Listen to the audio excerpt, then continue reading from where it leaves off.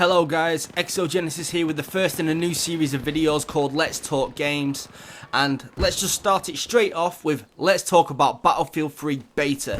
Yes, it is finally here. One of the most anticipated games of the year is in beta format. This is the early beta for the people that pre-ordered or own Medal of Honor or spoke to the developers at Eurogamer. Oh yeah. Anyway, so I thought I'd start off by rewinding just a little bit and talking about my experience over the last couple of days. Well, the last few hours, more to the point. Yeah. Anyway, I'm kind of not disappointed, but I wasn't expecting more. I was expecting something a little bit different. The game, in my opinion, feels a little bit of a mix between Medal of Honor and Bad Company 2. It's not necessarily a bad thing, even though Medal of Honor was not like widely accepted. It wasn't the horrible game that a lot of people want to make out that it was. The gunplay definitely feels more Medal of Honor-esque than it did in Battlefield 2, and that basically means that you die in a few shots. The guns feel quite accurate at the same time as most of the times you find the guns really inaccurate. I don't know what that's about, but you'll be able to see if you just keep your eye on the gameplay. You'll see sometimes I'm shooting somebody and they should be dropping to the ground and dying, but instead they just spin around, one shot, boom, headshot, I am down. And yeah, I find that very, very frustrating. But hey, it's a beta, maybe it's a bit of a laggy server, it's a little bit hard to actually figure out, but we'll see. So what I wanted to talk about first of all was, I've watched a few videos of the commentaries because I got the beta like 6 hours later than everybody else because of a problem with EA servers, and I noticed a lot of people talking about, this ain't Bad Company 2, there's no destructibility. Wrong. There is lots of destructibility. It's not as in your face as it was in Bad Company 2, but if you destroy something which looks destroyable, yeah, it does blow up. It goes kaboom, bits fall everywhere. But at the same time, not as much as Bad Company 2 is destructible. And I think that's actually quite a smart decision because on Bad Company 2, the maps were, I believe, smaller than what they are on Battlefield 3 in a sense. I don't actually think smaller. I think size-wise, it will probably actually bigger, but there was less to do in the maps than what there is in Battlefield 3. But what you'd find on Battlefield Bad Company 2 was within 10 minutes of starting the game, the landscape was flattened. There was nothing there, and it just ended up you fighting in big open fields. And I do believe that's probably, I'm not certain, but that's why I would have personally scaled back the destruction just a little bit. The destruction does look very pretty, especially if you've got a rocket launcher. You don't see guns destroying stuff as easily as what they did in Bad Company 2 either. But I think it's down to preference. If you think that the destruction's not good enough, then you'd probably stick to Bad Company 2, to be honest, mate, because that's not this game, unfortunately, no. The graphics, when it does blow up, are very good. So, as I'm moving on to certain aspects of the graphics, I want to mention the FOV. Yes, it is locked in the beta to 70, and 70 is not a very good FOV for Battlefield because you've got no peripheral vision. Now, that is not realistic whatsoever.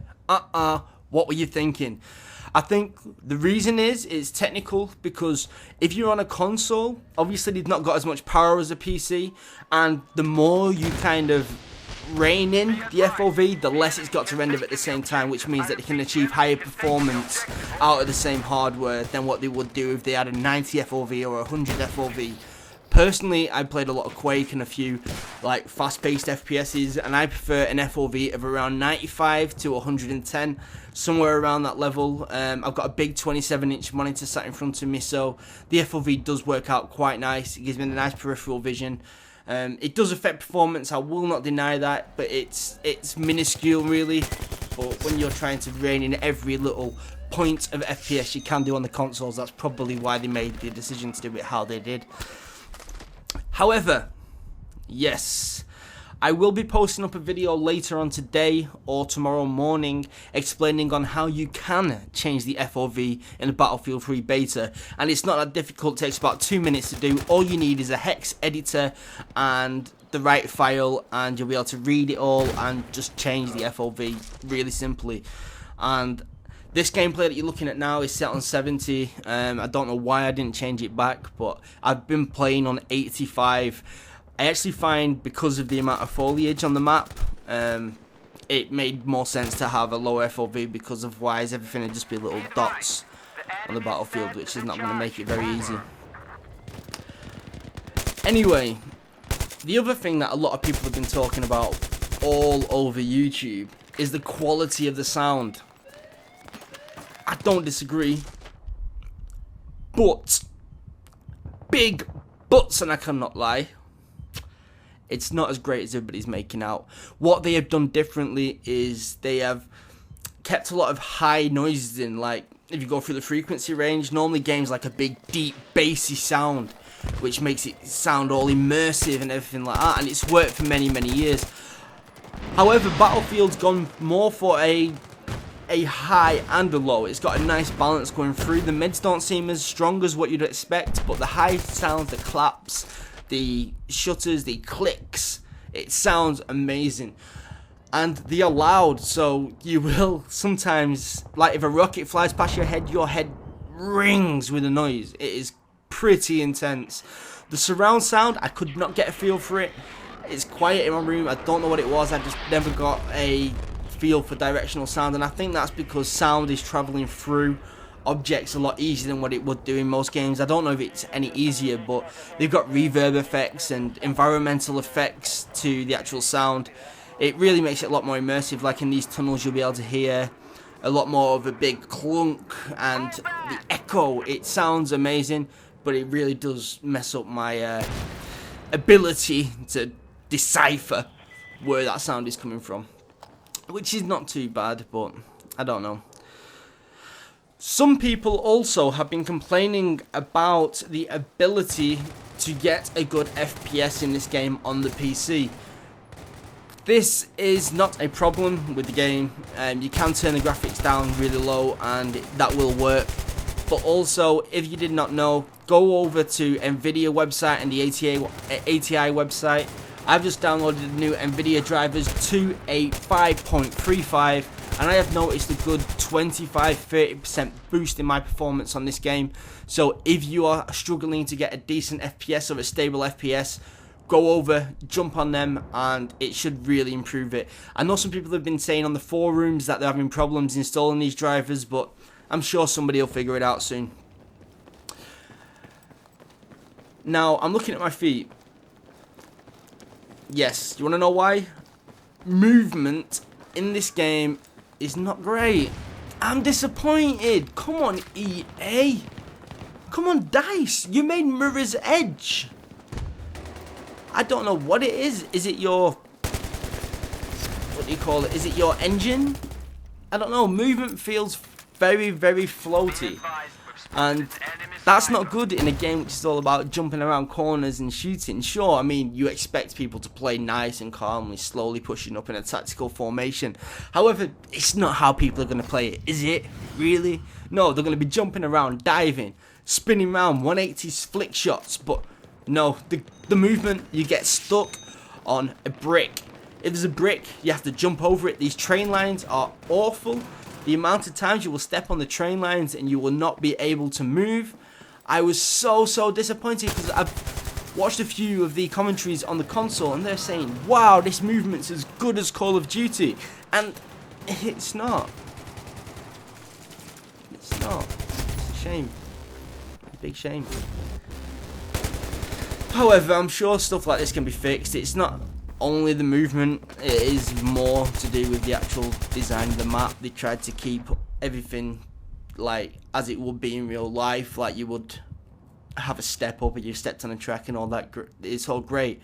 However, they haven't been able to see every part of the track and know when it's going over the limit of what you can step up on this game, and I think that's a really big shame, because I had points where I died repeatedly getting stuck on the tracks, and it made me just want to turn off the game.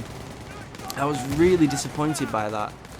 And regardless, you see something in a second, I believe you're watching the gameplay, where we have invisible soldiers. Yes, beta bugs. Gotta love them. I've not seen one this bad though. Look, watch. Oh, was that my grenade?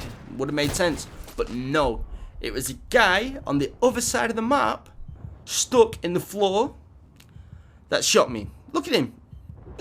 What's that? Come on. Seriously, you can't let bugs like that get past alpha. I understand it's a beta, it's about bug fixing, but that's an alpha bug. That is serious shit. And it doesn't happen just once. I don't know, it always seems to happen in this area. But I think in a second, watch, he just appears from nowhere. Look, I'm getting shot at. Watch. Where is he? Oh! Where was he? Ah! At the other side of the map. Great. Yeah, I know I'm sounding a bit harsh. It is a beta and problems like this will keep happening.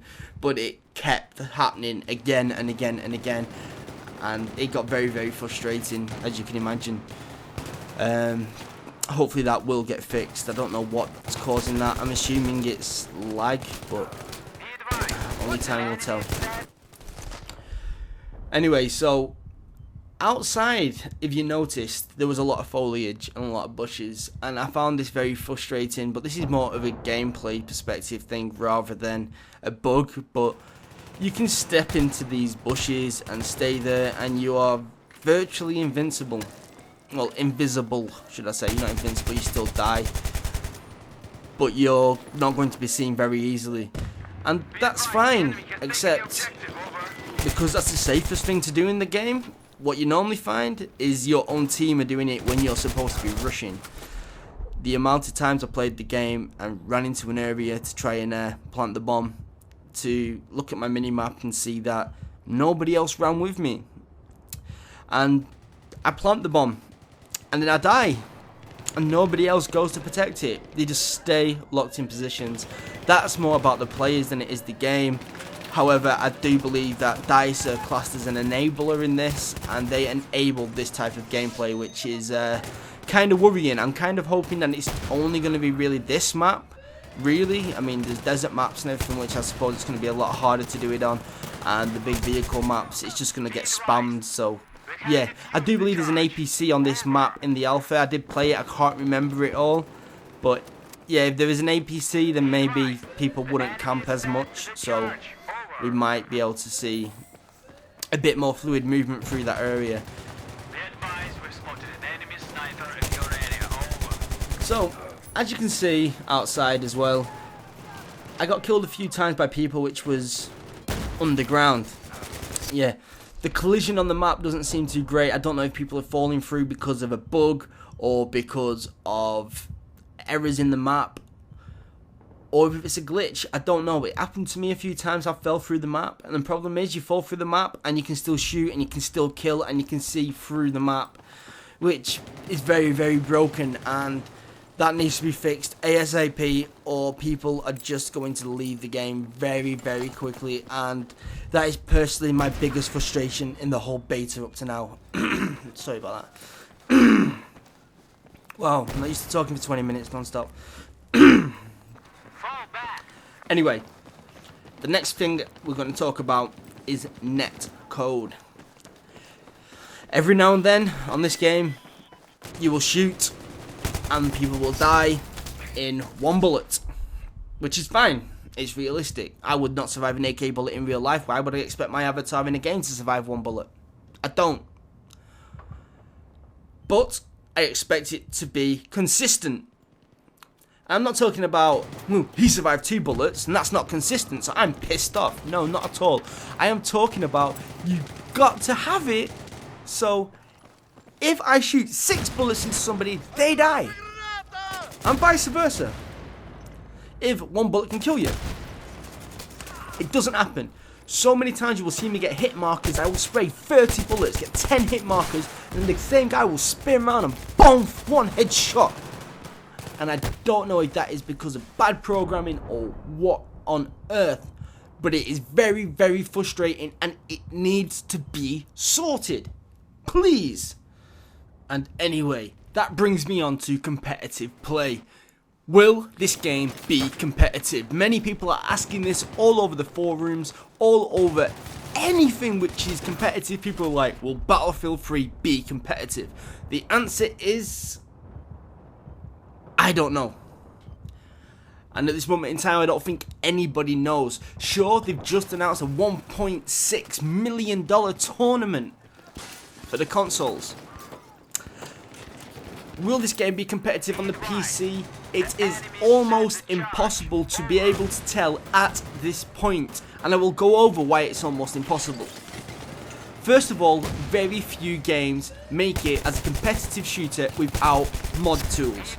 This game is not planned to have mod tools, and it is very unlikely that even after release they will work on mod tools, which means that's not a very good sign.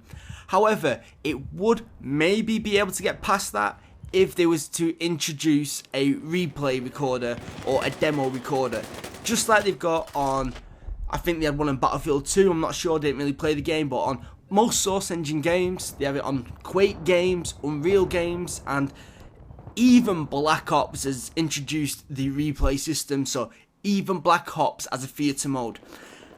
However, on the plus side, kind of, it has been rumoured that DICE are looking into it. We have had many people ask the same question and get the same answer. We are looking into a theatre mode, but we cannot talk about it at this time. The thing that they got with the online system of how you connect to the games, you get something called battle logs. It means that it records how many shots you get, how many kills you get, all that kind of stuff. The same kind of stuff from Battlefield 2, Bad Company 2 shall I say. So it's recording stats somewhere. It's not really going to be that much more difficult to actually record player positions. If they do release a theatre mode, I believe that this game will have a short stint of competitive play on the PC. I'm not saying it's going to be competitive forever, like a lot of competitive games. It's not going to be Counter-Strike. It's not. It's not that game. I don't think it'll even outlast what COD 4 outlasted. But I do believe we can see some tournaments. But it's too early to tell.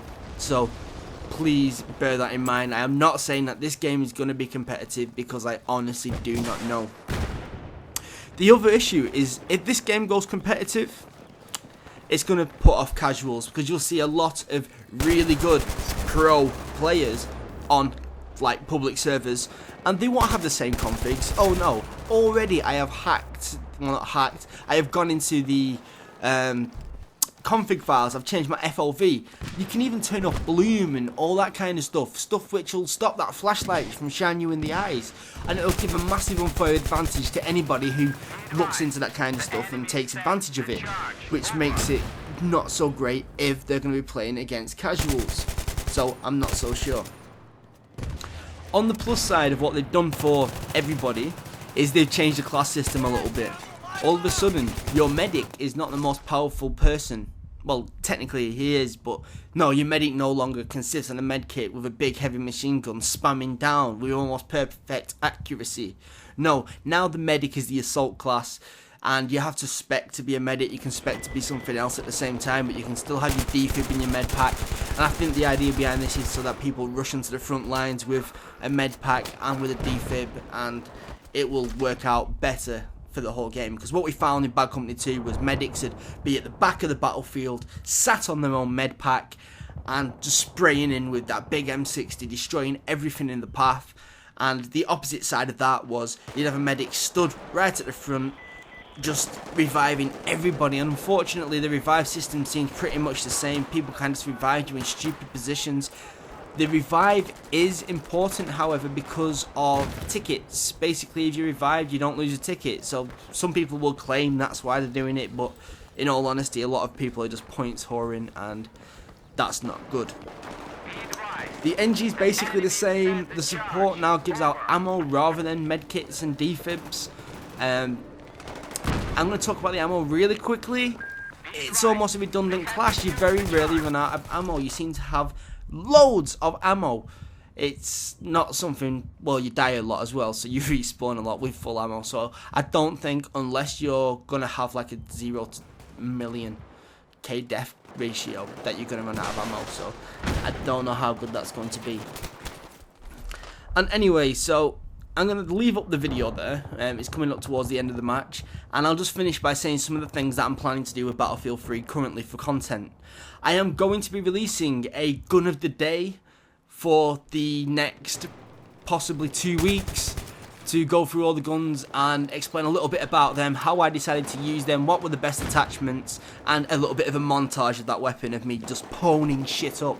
The gameplay will not look as pretty as this because I will be using my competitive gameplay settings, and they will be also placed in the actual description, so you will be able to check those out if you wanted to. I will also be playing some analyze this footage, which will be on nice settings, nice crisp beautiful quality, and that will be me running around playing the game and then looking back at my gameplay and telling you what I have done wrong. I will also announce any changes, any updates, and make sure that this channel becomes quite up there with all the latest Battlefield 3 news. But it's not going to be the only game, so please make sure if you're into the Left 4 Dead 2 footage or the Call of Duty footage that you still come back and check out, because that stuff's going to be on there anyway.